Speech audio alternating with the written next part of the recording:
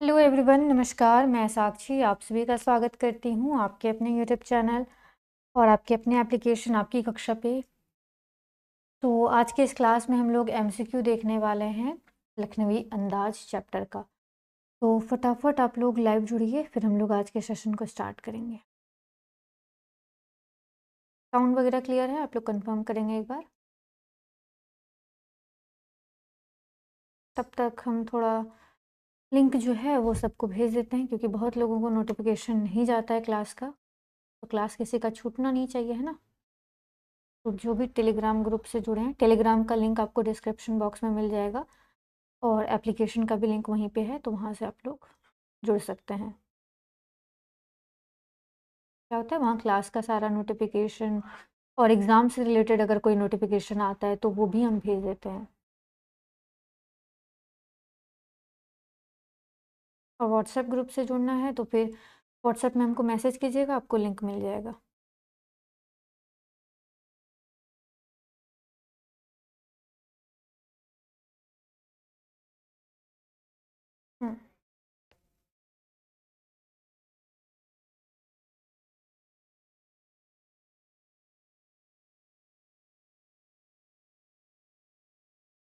Good evening, good evening सबको।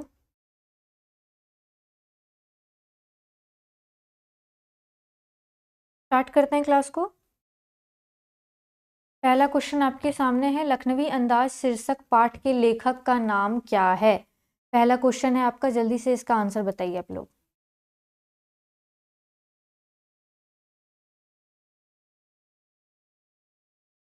बताइए, लखनवी अंदाज शीर्षक पाठ के लेखक का नाम क्या है? यशपाल, प्रेमचंद, स्वयं प्रकाश या रामवृक्ष बेनीपुरी?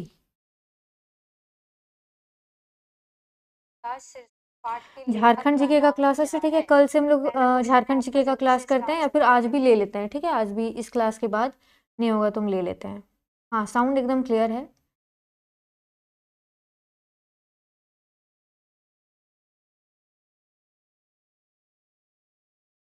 सबको नमस्कार, प्रणाम।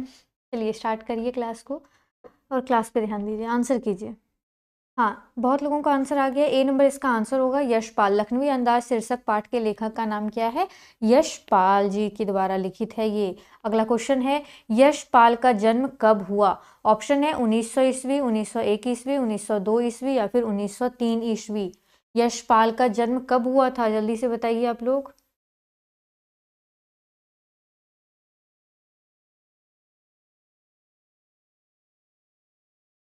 यशपाल जी का जन्म कब हुआ था?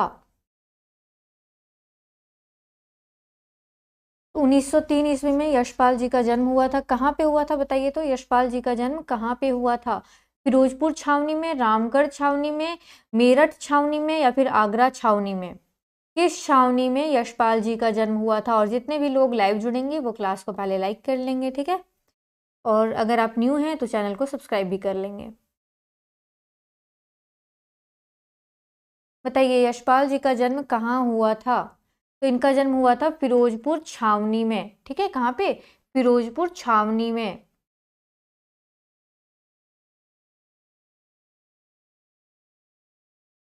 पंजाब के फिरोजपुर छावनी में इनका जन्म हुआ था। आप लोगों को अगर पिछला क्लास याद है तो पता होगा।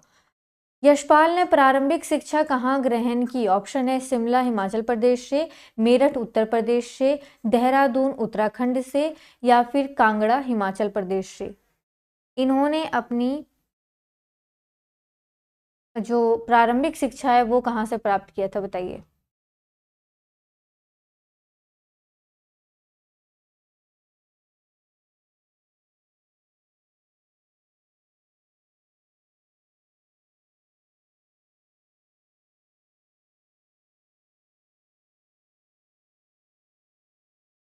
यशपाल ने प्रारंभिक शिक्षा कहाँ से ग्रहण की थी? कांगड़ा से, ठीक है। कांगड़ा क्लियर है।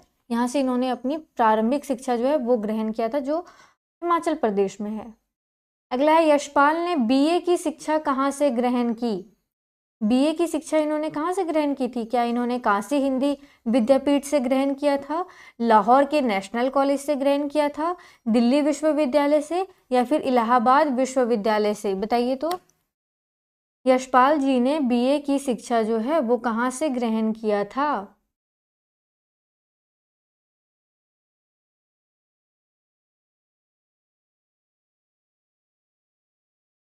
इसका आंसर आपका क्या हो जाएगा? इन्होंने लाहौर के नेशनल कॉलेज से अपनी प्रारंभिक शिक्षा ग्रहण की थी। और यहीं पे ये किनसे मिले थे बताइए, किन्हीं को पता है तो? लाहौर में यशपाल का परिचय किससे हुआ? ऑप्शन है महात्मा गांधी तथा पंडित नेहरू से, बी नंबर है भगत सिंह तथा राजगुरु से, सी नंबर है भगत सिंह तथा सुखदेव से, और डी नंबर है प्रेमचंद तथा निराला से। लाहौर में यशपाल जी का परिचय किससे हुआ था? इनका भेंट वहां पे किनसे हुआ था बताइए? यशपाल जी का भेंट लाहौर में किनसे हुआ था? मैम जी अब ना हिंदी का मिक्स एमसीक्यू करवाइए ना। अच्छा, अभी कुछ ही चैप्टर तो बचे हैं, एक बार इन चैप्टर्स को कंप्लीट कर लें, फिर तो करना ही है। आई थिंक 5 चैप्टर हमारा बचा हुआ है ना? तो उनको कंप्लीट कर लेते हैं, फिर आराम से हम लोग करेंगे मिक्स क्वेश्चन।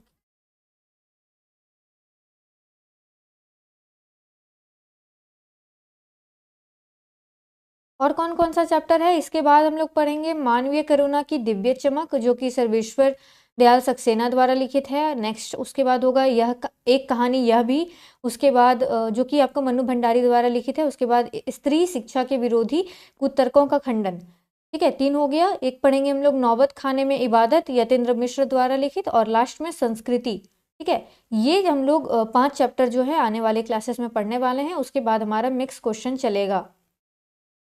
कोई भी चीज़ पढ़ने का एक पैटर्न बनाइए, उसको पहले अच्छे से कंप्लीट कीजिए। ये नहीं कि एमसीक्यू प्रैक्टिस करते हैं, पहले कॉन्सेप्ट को अच्छे से समझिए, क्या कहानी है उसको अच्छे से सुनिए, है ना? कहानी से रिलेटेड जितने एमसीक्यू हो सकते हैं वो सॉल्व कीजिए, फिर आप लोग मिक्स पे जाइएगा तो आपके लिए बेनिफिशियल ज़्यादा होगा। लाहौर में यशपाल जी का भेंट किससे हुआ था? तो फिर भगत सिंह और सुखदेव जी से हुआ था। क्लियर? अगला है यशपाल को जेल क्यों जाना पड़ा? यशपाल जी को जेल क्यों जाना पड़ा था? अपराध के कारण, भ्रमण के लिए, उत्सुकतावश ये गए थे, या फिर स्वाधीनता संग्राम के कारण? क्या कारण था? कोई अपराध किए थे इसलिए जेल चल गए थे, भ्रमण का शौक था, तो भ्रमण का शौक में किसको जेल जाने का मन करता है? किसी को करता है क्या आप लोगों में से? भ्रमण के लिए, घूमने के लिए, चलो जेल चलते हैं आज, नहीं ना। उत्सुकतावश, उत्सुकता होगी कि चलो जेल में जाके कुछ दिन रह के देखते हैं कि कैसा वहां पे जीवन होता है ना? तो इसलिए, या फिर स्वाधीनता संग्राम के कारण। तो फिर इसका आंसर आपका डी नंबर हो जाएगा। स्वाधीनता संग्राम से ये कब जुड़ गए थे बताइए? स्वाधीनता संग्राम की क्रांतिकारी धारा से इनका जुड़ाव था, जिस कारण से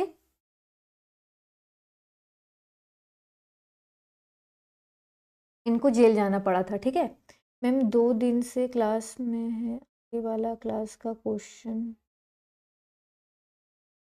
मतलब नहीं समझे पप्पू कुमार जी? 2 दिन से क्लास में है, आगे वाला क्लास का क्वेश्चन देना हो टफ होगा मैम जी। अच्छा, हाँ तो पिछले क्लास का ही है ये, कल का जो क्लास आपका हुआ है ना उसी का एमसीक्यू है ये। पीछे वाला तब तक आप लोग कवर कर लीजिए जो लोग न्यू जुड़े हुए हैं, फिर मिक्स कराएंगे तो अच्छा से आप लोग दे पाइएगा।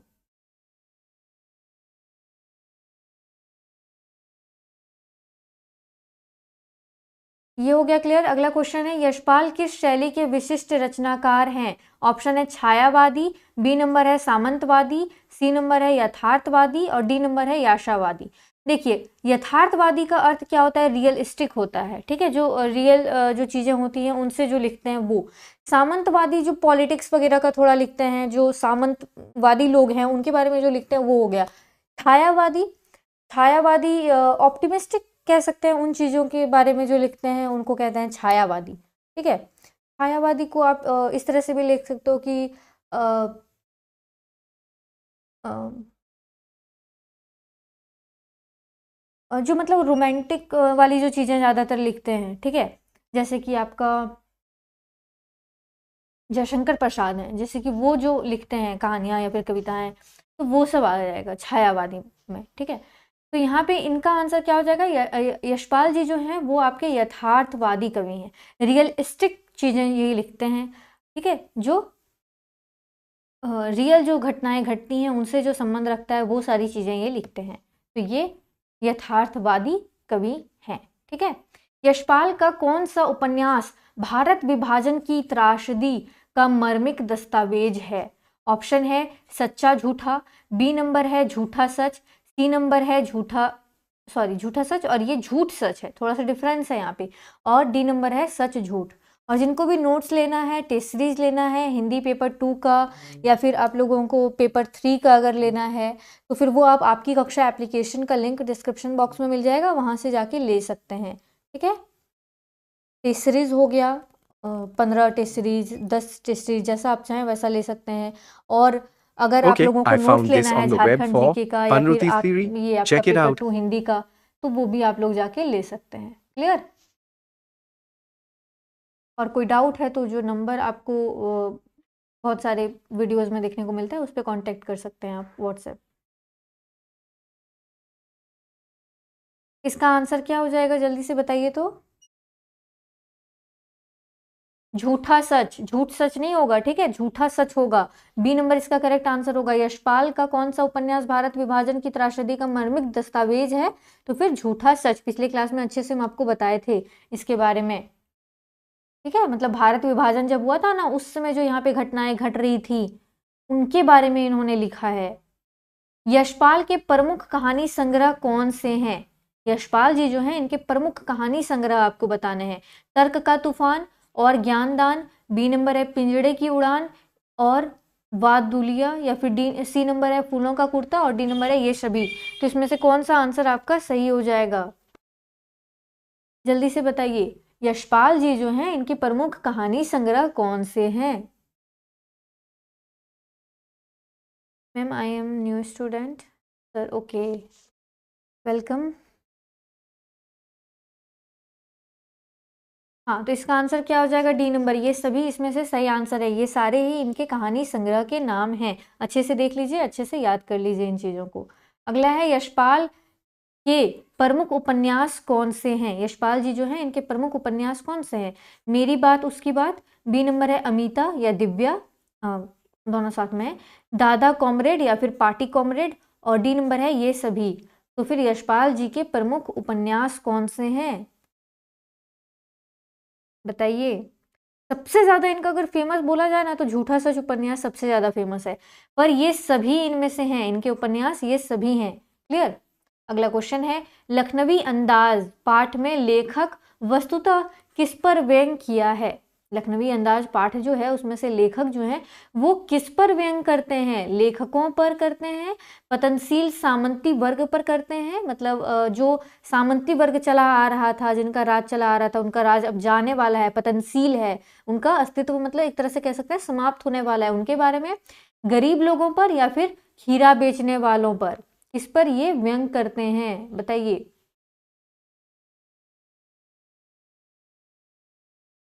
12 मिनट में 12 क्वेश्चंस हो गए है ना।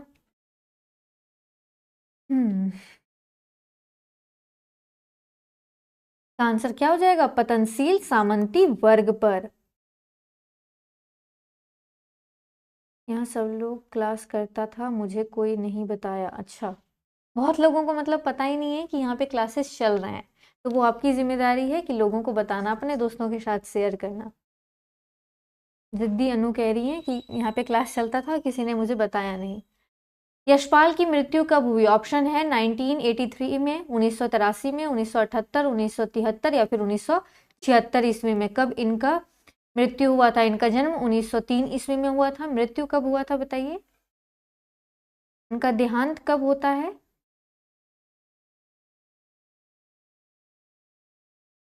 इसका आंसर आपका क्या हो जाएगा? डी नंबर, 1976 में यशपाल जी की मृत्यु कब होती है? 1976 ईस्वी में इनका देहांत होता है। अगला प्रश्न है, लखनवी अंदाज कहानी में लेखक ने किस ट्रेन से यात्रा का वृतांत चित्रित किया है? वो किस ट्रेन से यात्रा कर रहे थे जिसके बारे में उन्होंने अपनी यात्रा का जो अनुभव है वो यहाँ पे लिखा है? सुपरफास्ट से, पैसेंजर ट्रेन से, एक्सप्रेस से या फिर मेमू से?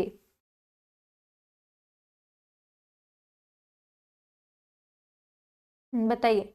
लखनवी अंदाज कहानी में लेखक ने किस ट्रेन से यात्रा का वृतांत चित्रित किया है? सुपरफास्ट, पैसेंजर ट्रेन, एक्सप्रेस या फिर मेमू? ट्रेन के नाम होते हैं ना, क्या बताया था मैंने, एकदम स्टार्ट वाला जो लाइन था उसी में बताया था कि पैसेंजर ट्रेन से, ठीक है।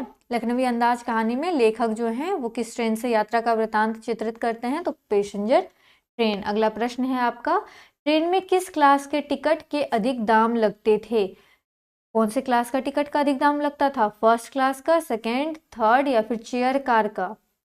किसका अधिक दाम लगता था जो कहानी में चर्चा किया गया है? रियल चीजें नहीं बताना है कि आपके सामने किस क्लास में आपका ज़्यादा लग रहा है, कहानी में जो चर्चा किया गया है उसके बारे में बताना है। फिर कहानी में आपने पढ़ा था कि सेकेंड क्लास का टिकट लेते हैं कौन? लेखक, और उसी के बारे में वो बताते हैं कि सेकेंड क्लास का जो टिकट है वो थोड़ा अधिक दाम रहता है लेकिन वहाँ पे खाली रहता है, तो वो आसानी से वहाँ पे जा कर के बैठ के अपना चिंतन कर सकते हैं और अपनी जो कहानी है उसकी रचना कर सकते हैं, है ना। जितने भी लोग न्यू हैं उनको बता दें कि आपकी कक्षा एप्लीकेशन पे आपको नोट्स वगैरह मिल जाते हैं, हिंदी का पेपर 2 का और पेपर 3 का भी कोर्स वहाँ पे चल रहा है, झारखंड जीके का, और टेस्ट सीरीज भी आप वहाँ से ले सकते हैं। तो आप लोग एप्लीकेशन जो है वो डिस्क्रिप्शन में लिंक है, वहाँ से डाउनलोड कर सकते हैं। अगला क्वेश्चन है आपका, लेखक ने ट्रेन में सेकेंड क्लास का टिकट क्यों खरीदा? लेखक जो हैं वो ट्रेन में सेकेंड क्लास का टिकट क्यों खरीदते हैं? अमीरी प्रदर्शन करने के लिए, आरामदायक सफर के लिए, नई कहानी के विषय में सोचने के लिए, या फिर पैसों की कमी थी उनके पास इसीलिए वो क्या करते हैं, सेकेंड क्लास का टिकट खरीद लेते हैं? बताइए क्या कारण था इनमें से? क्या उनको अमीरी दिखाना था, शो ऑफ करना था, या फिर उनको आराम से सफर करना था, या वो नई कहानी लिखना चाह रहे थे, उसके बारे में सोचना चाह रहे थे उस विषय में इसलिए, या फिर पैसों की कमी के कारण? तो कहानी में क्या बताया गया है कि नई कहानी के विषय में सोचने के लिए इन्होंने लेखक ने सेकेंड क्लास का टिकट खरीदा था जिसका अधिक दाम इनको देना पड़ा था। अगला क्वेश्चन है, ट्रेन में लेखक की मुलाकात किससे हुई है? बनारसी बुनकर से हुई है, कश्मीरी पंडित से हुई है, लाहौरी नवाब से हुई है, या फिर एक लखनवी नवाब से हुई है? किनसे होता है ट्रेन में लेखक की मुलाकात, किससे होती है? बताइए।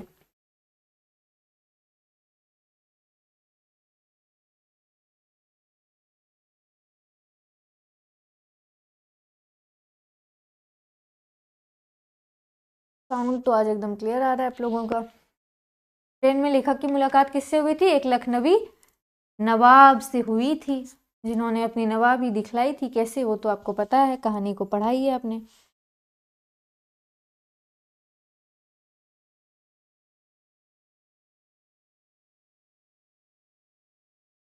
अगला क्वेश्चन है, सफेदपोश सज्जन ट्रेन में किस मुद्रा में बैठे थे?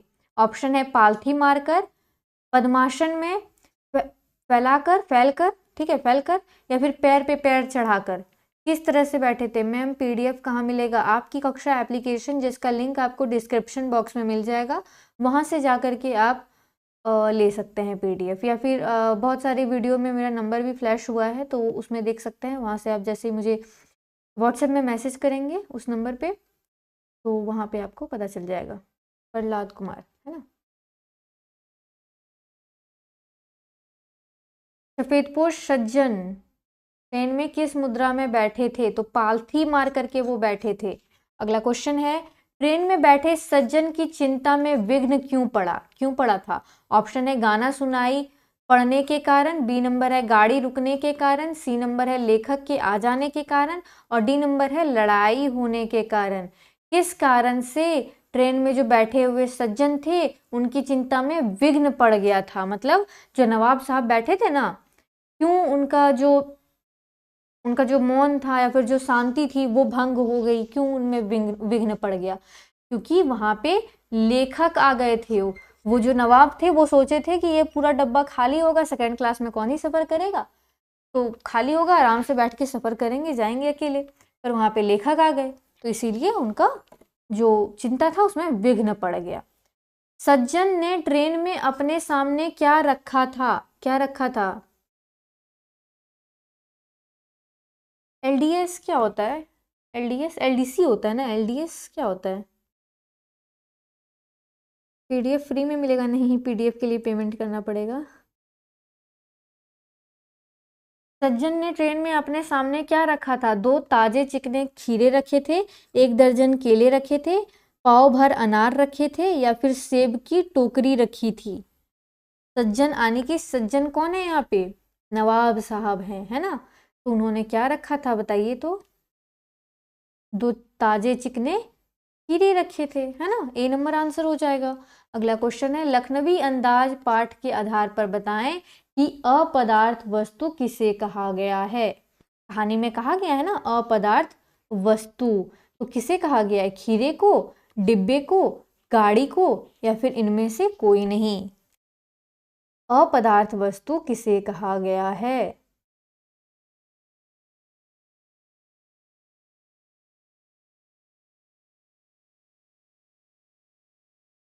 तो खीरे को, किसे? खीरे को अपदार्थ वस्तु कहा गया है क्योंकि सस्ता पड़ता है। मैम थोड़ा देखिए आप कैसे हैं, फर्स्ट टाइम आई हूँ। मतलब मैम थोड़ा दिखाइए आप कैसे हैं, फर्स्ट टाइम आई हूँ। जिद्दी अनु। नवाब साहब ने अपनी सीट के नीचे क्या रखा था? लोटा रखा था, जग रखा था, प्लेट या फिर ग्लास, क्या रखा था बताइए। नवाब साहब जो हैं उन्होंने अपनी सीट के नीचे क्या रखा था? लोटा, जग, प्लेट या ग्लास।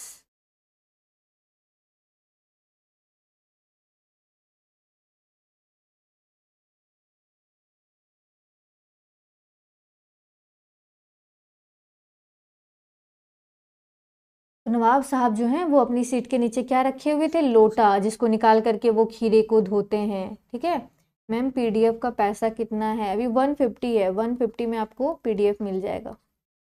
ठीक है 150। तो लोटा रखे हुए थे। अगला है, नवाब साहब ने जेब से क्या निकाला? और पीडीएफ और क्लास दोनों एप्लीकेशन पे चाहिए तो 200 में। फिर बोल रहे हैं अनु मैम को आज तक हम लोग भी नहीं देखे हैं। अच्छा मैम आपको देखने का, come to the front of camera.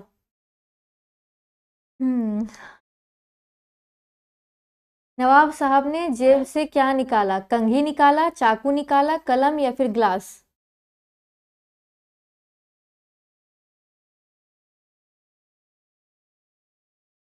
बताइए नवाब साहब ने जेब से क्या निकाला था? चाकू निकाला था। किस लिए निकाला था? लेखक को मारने के लिए क्या? बताइए तो किस लिए निकाला था इन्होंने चाकू? तो हीरा काटने के लिए निकाला था। अगला क्वेश्चन है, वार्तालाप की शुरुआत किसने की? किसने किया था? दुकानदार ने, लेखक ने, नवाब साहब ने या फिर इनमें से कोई नहीं। किसने किया था जल्दी बताइए, वार्तालाप की शुरुआत किसने किया था? तो फिर नवाब साहब ने किया था। क्या बोला था कि खीरे का शौक फरमाएंगे, मतलब खीरा खाएंगे इस टाइप का। ठीक है। डिब्बे में बैठे सज्जन को देखकर लेखक किस विषय में अनुमान करने लगे? बताइए किस विषय में अनुमान करने लगे? मैम हम खाना बना रहे हैं, हम सिर्फ सुनेंगे। निखिल रॉय, कोई बात नहीं सुन लीजिए, सुनने से भी तो याद हो जाता होगा ना। डिब्बे में बैठे सज्जन को देखकर लेखक किस विषय में अनुमान करने लगे थे? नवीन कहानी के विषय में, रेलवे कर्मचारियों के विषय में, नवाब साहब की असुविधा और संकोच के कारणों के विषय में या फिर दूरी के विषय में। तो नया कहानी वो सोचने लगे थे कि क्या लिखना है, या फिर रेलवे कर्मचारी के बारे में वो सोच रहे थे लेखक, या फिर नवाब साहब जो उनके आने से, लेखक के आ जाने से असुविधा में पड़ गए थे और संकोच हो रहा था उन्हें क्योंकि नवाब साहब हैं और वो खीरा लेके बैठे हुए हैं जो कि अपदार्थ वस्तु है। तो इस कारण से वो संकोच में आ गए थे और वही कारणों के बारे में लेखक सोच रहे थे, है ना। तो सी नंबर इसका आंसर हो जाएगा, नवाब साहब की असुविधा और संकोच के कारणों के विषय में सोच रहे थे लेखक कि क्या कारण हो सकता है इनके संकोच का। मैम आप बोर्ड पे पढ़ाइए। सफेद पोश का अर्थ है, क्या अर्थ है? सफेद कपड़े, सफेद कपड़े पहनने वाले, साफ सुथरा या फिर भद्र पुरुष। सफेद पोश का अर्थ क्या है? सफेद पोश का अर्थ देखिए बुक में तो आपका क्षितिज भाग 2 में दिया हुआ है भद्र पुरुष।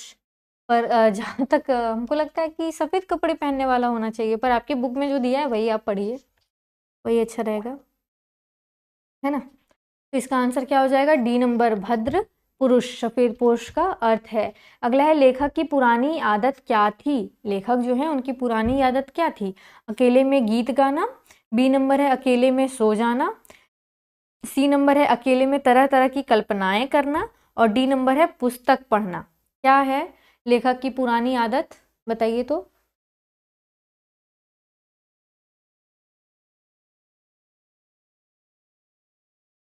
हाँ, लगभग 50 क्वेश्चन है, 48 समथिंग है ना, 48 ही होगा शायद। लेखक की पुरानी आदत क्या थी, अकेले में गीत गाना, अकेले में सो जाना, लेखक अकेले में तरह तरह की कल्पनाएं करना और पुस्तकें पढ़ना। तो अकेले में लेखक लेखक लोगों का अकेले में सोचना ही काम होता है, ठीक है। तो फिर कल्पनाएं करना, सी नंबर आंसर होगा। अगला क्वेश्चन है, नवाब साहब को क्या गवारा न था। नवाब साहब को क्या गवारा नहीं था, लेखक से बात करना, मंझले दर्जे में यात्रा करते दिखना, हीरा खाना, या इनमें से कोई नहीं। बताइए, नवाब साहब को क्या गवारा न था, उनको क्या गवारा नहीं था, मतलब क्या बात उनको नहीं पच रहा था बोल सकते हैं। तो फिर मंझले दर्जे में यात्रा करते दिखना, ठीक है, सेकेंड क्लास में यात्रा करते दिखना इनको गवारा नहीं था, है ना। अगला क्वेश्चन है, लेखक कनखियों से किसकी ओर देख रहे थे। बताइए किसकी ओर देख रहे थे। मैं उत्पाद पुलिस का कुछ अपडेट जो है वो आपको इतना बता दें कि इलेक्शन के बाद ही कोई अपडेट आपको मिलेगा, ठीक है। तो इलेक्शन के बाद ही आपका एग्जाम होगा।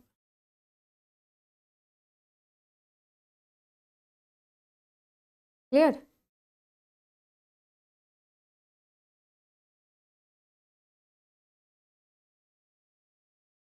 खिड़की की तरफ, लेखक कनखियों से किसकी तरफ देख रहे थे, खिड़की की तरफ, घर की तरफ, स्टेशन की तरफ, या फिर नवाब साहब की तरफ।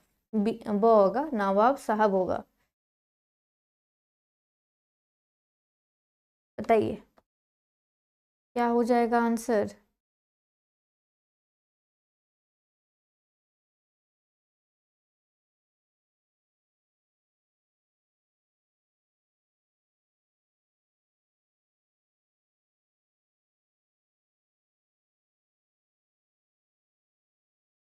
इसका आंसर क्या हो जाएगा, डी नंबर, नवाब साहब की तरफ देख रहे थे कनखियों से कि वो क्या क्या कर रहे हैं, किस तरह से वो खीरा काट रहे हैं। किस तरह से काट रहे थे बताइए तो।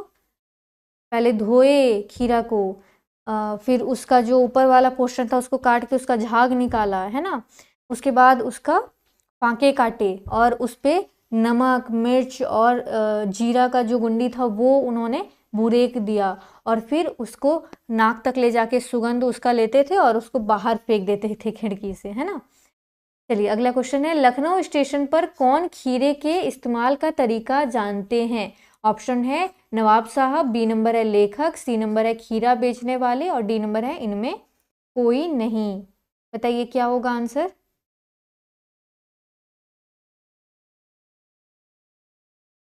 हाँ, झारखंड जीके का क्लास होगा आप लोगों का। आई थिंक हम लोग नदी के बारे में पढ़ चुके हैं ना, तो फिर अब हम लोग पढ़ेंगे झरना के बारे में, मतलब जलप्रपात के बारे में। वो भी इम्पॉर्टेंट है, उससे भी एक क्वेश्चन बन जाता है, तो अच्छे से उस टॉपिक को भी कवर करेंगे।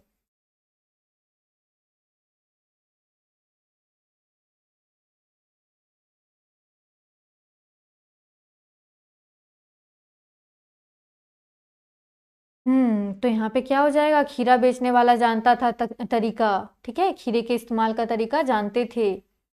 कहानी के अनुसार किस स्टेशन के खीरा बेचने वाले खीरों के इस्तेमाल का तरीका जानते थे। कहानी में क्या बतलाया गया था, किस स्टेशन के जो खीरा बेचने वाले हैं उनको इस्तेमाल का तरीका आता था, गोरखपुर, लखनऊ, बनारस, या फिर दिल्ली। क्या होगा आंसर, किसके बारे में बोला जा रहा है यहाँ पे। तो यहाँ पे आंसर हो जाएगा आपका बी नंबर, लखनऊ, लखनऊ के, ठीक है, लखनऊ के स्टेशन के जो खीरा बेचने वाले थे वो खीरे का इस्तेमाल का तरीका जानते थे। लखनऊ स्टेशन पर खीरा बेचने वाले खीरे के साथ ग्राहकों के सामने और क्या प्रस्तुत करते हैं, मतलब खीरे के साथ क्या दे देते थे वो लोग, खीरा बेचने वाले जो होते थे, जीरा मिला हुआ नमक देते थे, लाल मिर्च की पुड़िया देते थे, ए और बी दोनों या फिर इनमें से कोई नहीं, क्या होगा करेक्ट आंसर। लखनऊ स्टेशन पर खीरा बेचने वाले खीरे के साथ ग्राहकों के सामने और क्या प्रस्तुत करते हैं।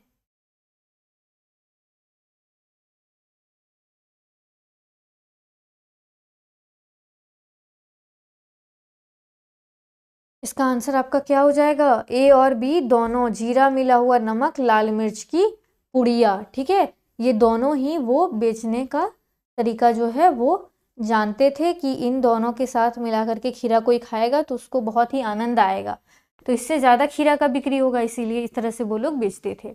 अगला क्वेश्चन है आपका, नवाब साहब के पास कौन सा खीरा था, कौन सा खीरा था, बिहार का सदाबहार खीरा था, प्रयाग का कुंभन खीरा था, लखनऊ का बालम खीरा या फिर इनमें से कोई नहीं, कौन सा खीरा नवाब साहब के पास था।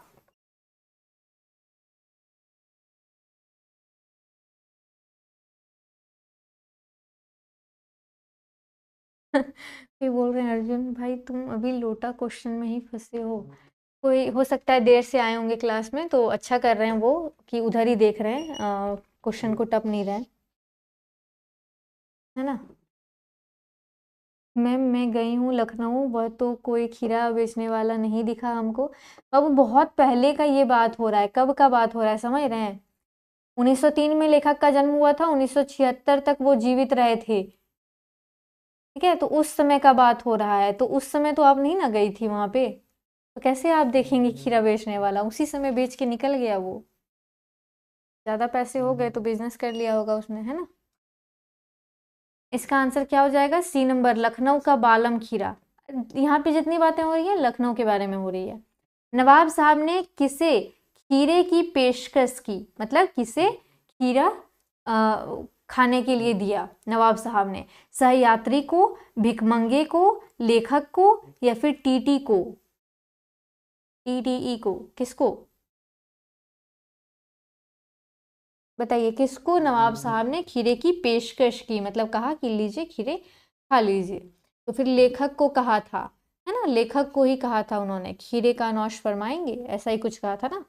अगला है, नवाब साहब ने खीरे की फांकों को का स्वाद किस प्रकार लिया, खीरे का जो फांके थी उसका स्वाद किस प्रकार से लिया, सूंघ करके, देख करके, खा करके या फिर इनमें से सभी,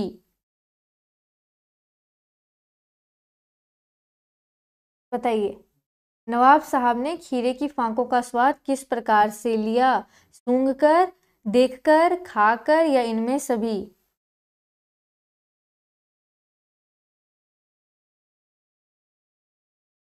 तो सूंघ करके, है ना, सूंघ करके, गर्मी के दिनों में अभी भी खीरे बिकते हैं, ऐसा नहीं है कि नहीं बिकता है।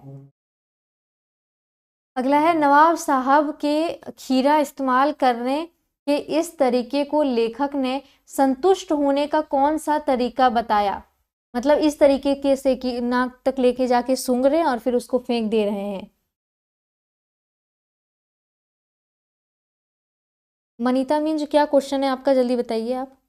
नवाब साहब जो हैं वो खीरे का इस्तेमाल करने का इस तरीका को जो लेखक हैं वो क्या कहते हैं, संतुष्ट होने का कौन सा तरीका बताते हैं, सूक्ष्म तरीका बतलाते हैं, नफीस बताते हैं, एब्स्ट्रैक्ट बतलाते हैं या फिर ये सभी बताते हैं, बताइए।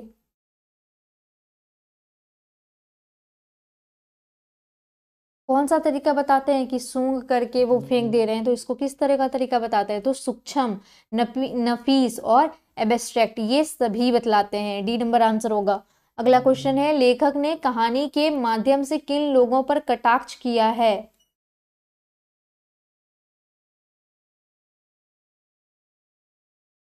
लाइए, बनावटी लोगों पर, जमीनी लोगों पर, सामाजिक लोगों पर या फिर शिक्षित लोगों पर, लेखक ने कहानी के माध्यम से किन लोगों पर कटाक्ष किया है।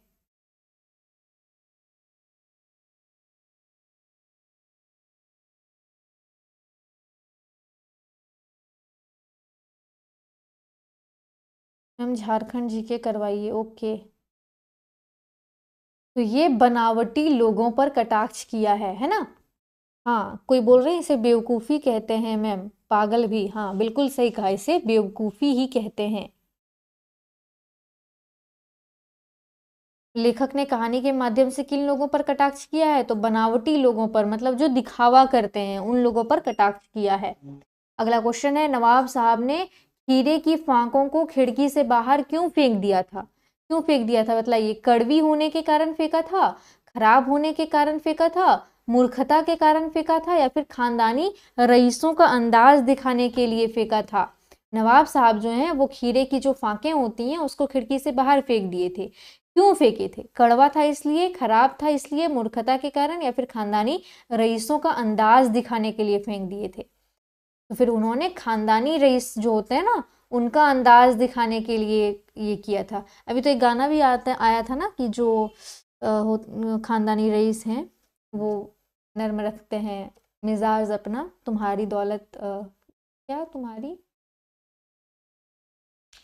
कुछ ऐसा ही था कि बता रही है कि तुम्हारी दौलत नई नई है। तो खानदानी रईसों का अंदाज दिखाने के लिए वो किए थे, पर खानदानी रईस इस तरह का कार्य नहीं करते हैं, इस तरह का तुच्छ कार्य वो नहीं करते हैं, ठीक है। जो खानदानी रईस होते हैं वो अपना मिजाज नर्म रखते हैं। लेखक ने खीरा खाने से क्यों इनकार कर दिया था? भूख नहीं थी, आत्मसम्मान की रक्षा हेतु, अहंकारी होने के कारण, और फिर दूसरों की चीज खाना उनको पसंद नहीं था इसीलिए।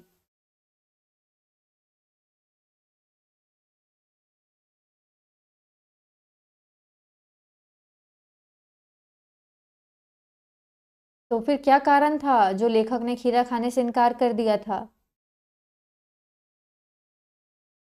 लेखक ने खीरा खाने से क्यों इनकार कर दिया था? भूख नहीं था, आत्मसम्मान की रक्षा के लिए, अहंकारी थे इसलिए? ऐसा नहीं है, आत्मसम्मान की रक्षा के लिए, सेल्फ रिस्पेक्ट अपना जो है उसके लिए लेखक ने मना कर दिया था, ठीक है। अगला क्वेश्चन है, आंखें चुराना मुहावरे का अर्थ है, क्या अर्थ है? आंखें ना रहना, नजरें बचाना, आंखों की चोरी करना, या फिर आंखों को छुपा देना? क्या होता है मुहावरे का अर्थ? आंखें चुरा रहे थे ना, तो क्या कारण होगा, मतलब क्या अर्थ होगा इसका? तो नजरें बचाना, आंखें चुराना मतलब नजरें बचाना, है ना, नजरें छिपा लेना, झुका लेना, इस तरह का बात होगा।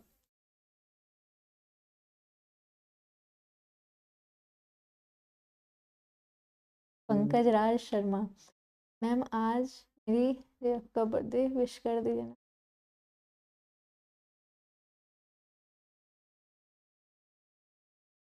हाँ यही करने हम बैठे हैं। अचानक रेल के डिब्बे में लेखक को देखकर नवाब की आंखों में कौन सा भाव दिखाई दिया? असंतोष का, गुस्सा का, खुशी का, या फिर प्रेम का? कौन सा भाव दिखाई दिया था अचानक रेल के डिब्बे में लेखक को देखकर नवाब की आंखों में, बताइए। पढ़ लीजिए।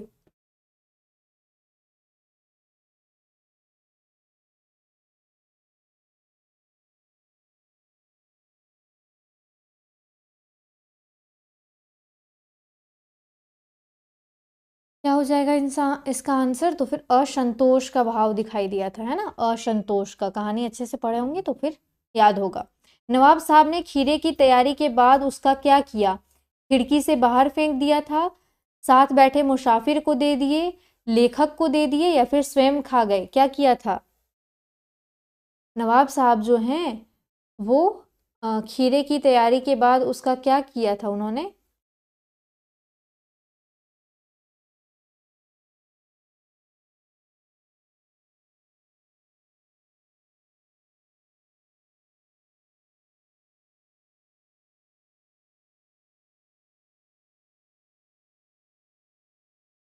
तो इन्होंने क्या किया था? खिड़की से बाहर फेंक दिया था। ए नंबर आंसर हो जाएगा ना। अगला क्वेश्चन है, नवाब साहब ने खीरे की फांकों को किस प्रकार देखा? किस प्रकार से देखा था? वितृष्णा आंखों से, सतृष्ण आंखों से, तृष्णता आंखों से, या फिर इनमें कोई नहीं? क्या हो जाएगा? और भी क्वेश्चन है क्या मैम? हाँ अभी है और क्वेश्चन।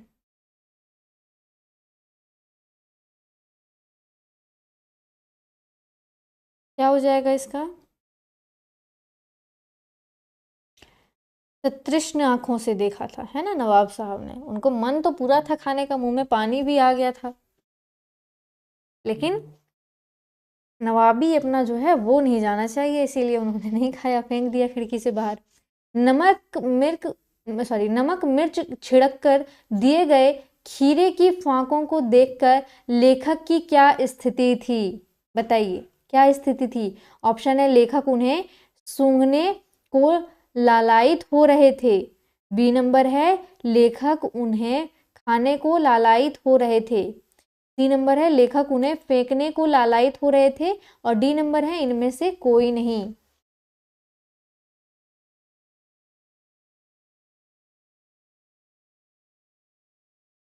मैम क्लास 7 PM से नहीं हो पाएगा। नहीं, 7 PM से हम सोच रहे हैं झारखंड जीके का क्लास लेने का, इसीलिए हम 7 PM में हिंदी का क्लास नहीं ले पाएंगे। ठीक है,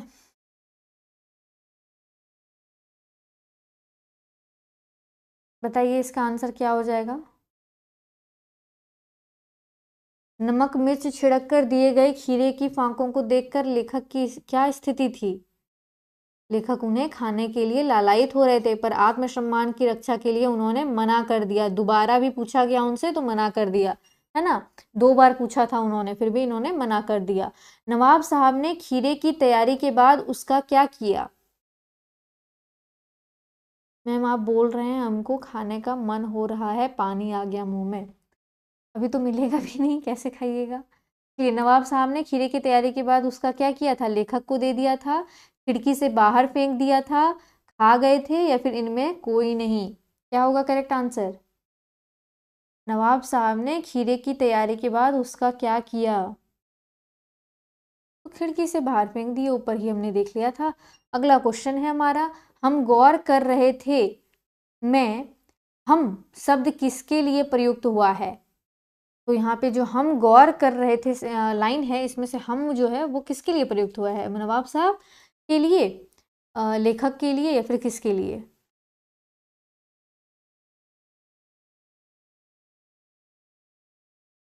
तो ये लेखक के लिए हुआ है ना, लेखक के लिए इस्तेमाल हुआ है कि वो गौर कर रहे थे खीरा खाने का जो तरीका है उनका, उसके लिए। मैम क्षेत्रीय, देखिए क्षेत्रीय कार्यकर्ता का भी ये क्लास है, और व्याकरण रहा बात तो फिर कहानी खत्म होगा तभी हम व्याकरण स्टार्ट करेंगे। हम पहले बहुत बार बोल चुके हैं आप लोगों को कि कहानी समाप्त करके ही हम इधर उधर कहीं जाएंगे।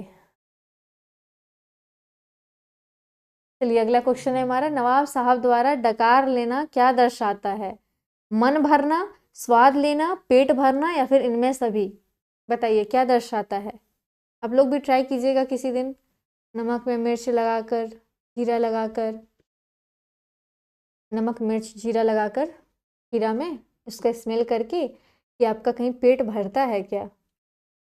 तो यहाँ पे नवाब साहब जो हैं उसका स्मेल से ही मुंह में जो पानी आता है वो अंदर लेते हैं, और उसी से इनका पेट भर जाता है, और ये डकार भी ले लेते हैं। समझ रहे हैं ना आप। चलिए अगला क्वेश्चन, और शायद अंतिम क्वेश्चन है हमारे आज का क्लास का। ज्ञान चक्षु खुलना का अर्थ है, क्या अर्थ है? आंखें खुलना, ज्ञान के द्वार खुलना, ज्ञान होना, या ज्ञान की नदी बहना? ज्ञान चक्षु खुलना का अर्थ है, क्या अर्थ है? आंखें खुलना, ज्ञान के द्वार खुलना, ज्ञान होना, या ज्ञान की नदी बहना? बतलाइए सभी क्या होगा इसका अर्थ। और जैसा कि मैंने कहा, अगर आप लोगों को पेपर 2 हिंदी का अगर नोट्स चाहिए, क्षितिज भाग 2 एंड कृतिका भाग 2 का, तो आप आपकी कक्षा एप्लीकेशन पे जा करके, जिसका लिंक डिस्क्रिप्शन बॉक्स में है, आप ले सकते हैं। ठीक है, और ये चैप्टर है निशांत जी, ये चैप्टर का नाम है लखनवी अंदाज। ठीक है, और अगर आपको टेस्ट सीरीज भी लेना है पेपर 2 का, पेपर 3 का, तो आपकी कक्षा एप्लीकेशन से आप जाके ले सकते हैं। अगर आप लोगों को कोई डाउट है तो आप लोग व्हाट्सएप कर सकते हैं।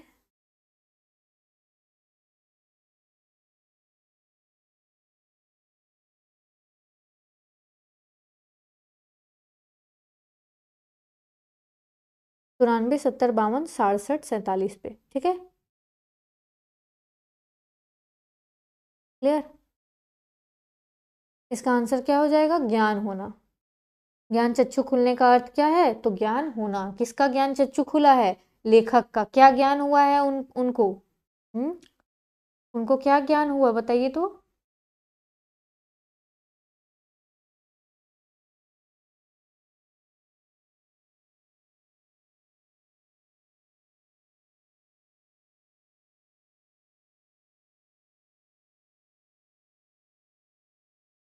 उनके ज्ञान चक्षु खुल गए और उन्होंने पहचाना कि ये है नई कहानी के लेखक, जो कि खीरे की सुगंध और स्वाद की कल्पना से ही पेट भर के डकार भी ले लेते हैं। ठीक है, तो ऐसा क्यों नहीं हो सकता है कि बिना विचार, बिना घटना और बिना पात्रों के लेखक जो हैं वो मात्र अपनी इच्छा शक्ति के साथ नई कहानी भी तो लिख सकते हैं ना। यही अंत में था कहानी की। ठीक है, कोई डाउट है, कोई अगर लेना है कोर्स वगैरह तो इस नंबर पे व्हाट्सएप कीजिएगा डिटेल्स, या फिर वहाँ पे आपको आंसर मिल जाएगा। ठीक है, जब बिना खाए पेट भर सकता है तो बिना बैठे कहानी सोच सकते हैं, बैठे नहीं, बिना पात्र के, बिना कोई टॉपिक के। ठीक है, वो लिखा हुआ था, बिना घटना, बिना विचार, बिना पात्र के। ठीक है, गुड नाइट मैम, कल मिलते हैं। हाँ, तो भगाने का अच्छा तरीका है। चलिए मैम, पेपर 1 क्षेत्रीय कार्यकर्ता पेपर 1 का व्याकरण बताएं मैम, समझ में नहीं आ रहा है व्याकरण। तो व्याकरण देखिए, क्रिया विशेषण, समास, संज्ञा, सर्वनाम, ये सारे पढ़ने हैं, मुहावरे, विलोम शब्द, पर्यायवाची शब्द, ये सब पढ़ना है आपको। ठीक है, और एक बार हम कहानी को समाप्त कर लें। क्षेत्रीय कार्यकर्ता में भी तो ये आएगा ना पेपर 2 में। पेपर 1 तो सिर्फ पासिंग है, उसको पास करना है, लेकिन पेपर 2 मेन है, यहाँ से ही तो आपका मेन मेरिट बनेगा ना। तो 100 में 95 प्लस लाना है, तो अच्छे से सारा कहानी को पढ़िए और सबका एक एक MCQ का आंसर दीजिए। मैम जीके क्लास में ऐड कर लीजिएगा मैम। अच्छा ठीक है, जीके का क्लास अभी हम पहले डिनर कर लेते हैं, उसके बाद आके 9:30 से ट्राई करते हैं क्लास लेने का। ठीक है, डिनर के बाद।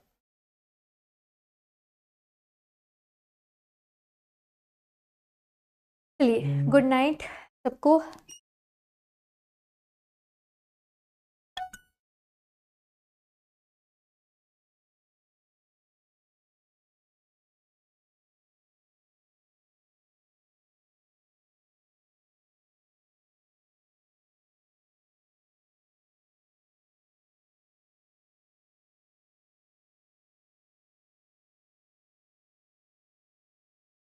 गुड नाइट, मिलते हैं कल के क्लास में 8 बजे हिंदी में लाइव में ज़रूर आना है, और अभी 9:30 से अगर होगा क्लास तो 9:30 से होगा। ठीक है, चलिए मिलते हैं। Thank you for watching, bye.